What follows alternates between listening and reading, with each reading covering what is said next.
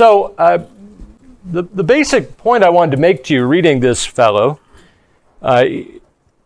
is that the theology that we saw in the first 5 centuries of the church, it continues naturally into the present day.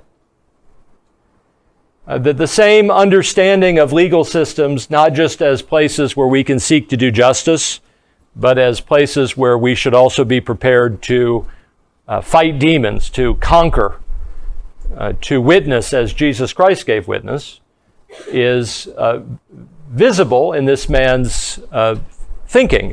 Here we have a modern day martyr who's working through the same issues biblically that the early fathers did, and they came up with the same answer. And that's because it's what the Bible teaches plainly.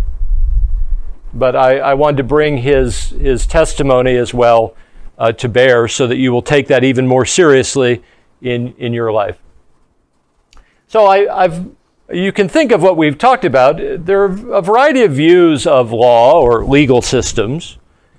A favorable view, a view that we might like, is that the law or legal systems, they're places where we can attain justice.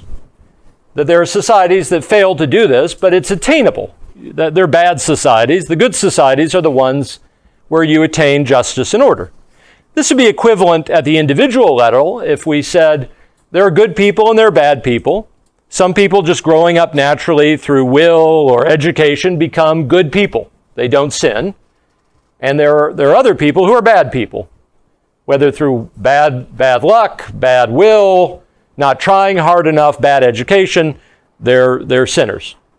And so one view is that what we mean by a legal system is the good ones. They're the good governments where justice is attained. At the opposite of that, there is a very low view of law and legal systems, which says, think about violence, think about what robbers do when they attack somebody to steal their property, or think about what an evil invading army does when it attacks another country, or think about what an evil oppressive army does when they come into another country and they rule it by military force. All of those, the robbers, the armies, they use violence to attain their aims. They want some land, they take it through violence. Law is just another form of violence.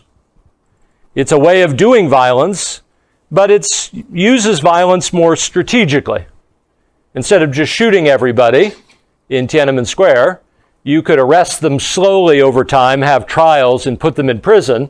They're both using coercive oppression to get what you want, people to submit. But they use it differently. One does it just directly with tanks and machine guns. The other one goes through the form of a court system, but it's always just the same thing. Violence is violence is violence.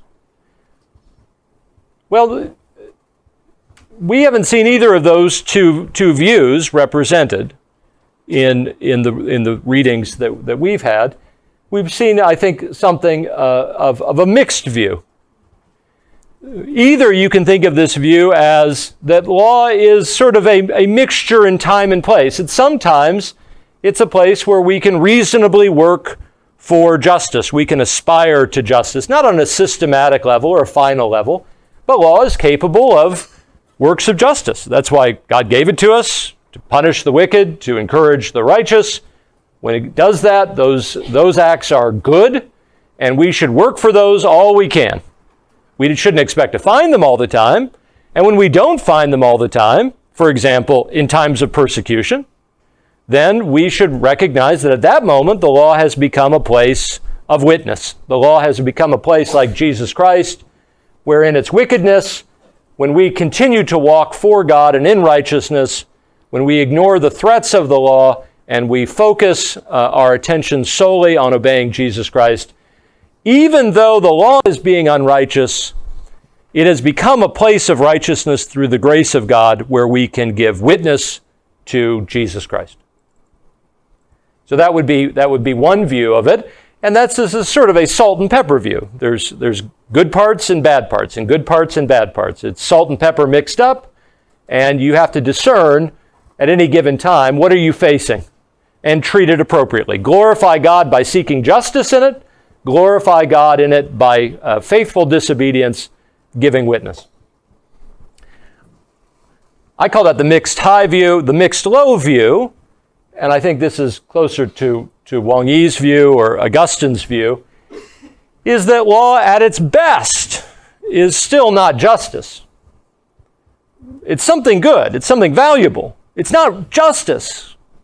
Just like I would say of an individual, at my best, even when I'm doing an individual action that we can praise, you can't praise it as equivalent to the real righteousness that God wants from me. I'm never really loving God with my whole heart. I'm never really loving my neighbor as myself.